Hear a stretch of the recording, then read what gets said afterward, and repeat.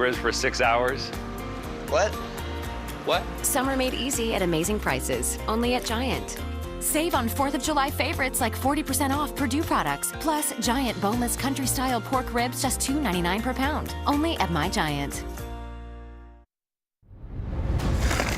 Making sure people hydrated and selling waters for lower prices shouldn't be something that you can get arrested for. You've seen the pictures, teens handcuffed for selling water, the fallout and what DC's top brass wants done about it. Legalize discrimination or religious freedom? You decide. The law on the books tonight. And flooded out of their homes by Tropical Storm Cindy tonight, they're in our area. We are at capacity with our own animals right now. How you can help, next. Now, ABC 7 News at 11, on your side. First at 11 o'clock, we are on Storm Watch this evening because there is rain headed our way tonight and into tomorrow morning. Steve Rudin is here with our forecast. And Steve, what's the timeline on all of this? You know, most of you, if you're waking up at 8 o'clock tomorrow morning, you're going to miss most of it. So that's the good news with this entire system. Temperatures outside right now, still warm. It's still muggy. But once the showers move on through, temperatures will drop just a little bit. Show you what's going on. Storm Watch 7 satellite and radar at this time. We have heavier rains off to the west of us, Garrett and Allegheny counties. All this moves on off toward the east.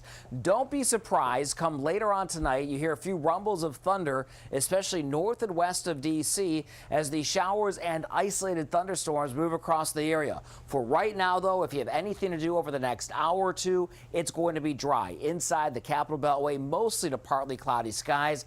Talking about the rest of the weekend and a cool down for the beginning of next week. Coming up in just a few minutes. Nancy? All right, Steve, thank you very much. And remarkable video from Alabama here where Tropical Storm Cindy flooded parts of the state. A driver there trapped in a car that ended up in floodwater. So people nearby, they created a human chain to get that woman out safely. Well, this is a picture that's getting a whole lot of attention online. You see a few teens in handcuffed because they were selling water out on the National Mall. Tonight, lots of questions for the park police officers that were involved in this. Annalisa Gale live on the mall tonight for us. And Annalisa, what have you found out? Well, Jonathan, we've learned that the young men in that viral photo are in fact related, and they were selling bottles of water as their way of making money this summer. In fact, for many unlicensed vendors that we talked to this afternoon, they say that is a risk that they are willing to take. What's your slogan? How do you get people to... Not let dehydration ruin your vacation, guys. Everything is $1. Gatorade or water. It's from 22-year-old Twan Lewis and his teenage cousins. They've been selling bottles of water to thirsty tourists. They got even more popular on Thursday afternoon when tour guide Tim Krepp saw them in handcuffs. These photos of the four has been retweeted thousands of times, with many sharing their outrage. What was your reaction? It was just crazy. I didn't really think it was going to do that on social media, to be honest. According to park police, they were detained because they did not have a vendor's permit, and after a verbal warning, they were not cited or arrested. They definitely handled their job in a good way. They definitely was good officers, but I don't think it's a crime selling waters and Gatorade. Making sure people hydrated and selling waters for lower prices shouldn't be something that you can get arrested for. Lewis says he was also detained last week and charged with vending without a license. He plans on making some changes to his business following his latest encounter with park police. Try to raise some money to go get a permit so we can sell our waters the right way. And we received a response from the National Park Service. They say it's not possible to receive a third-party permit to sell water on the National Mall. Live from the National Mall tonight, Annalisa, ABC 7 News. All right, Annalisa, thanks. Just into the ABC 7 newsroom, the lobbyist that was shot in the Alexandria ballpark ambush has now been released from the hospital. Matt Micah was one of 5 people shot last Wednesday. But before he was released, a pretty cool visitor stopped by his hospital room. Yep, that's Nats outfielder Jason Worth, giving him a jersey and taking a pic.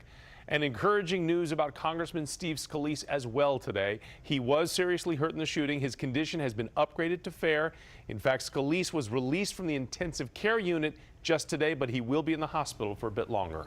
New at 11, CNN finding a way around a White House ban on cameras. At today's briefing, the network sent a sketch artist. You've seen Bill Hennessy's sketches from a number of court proceedings in the D.C. area over the years.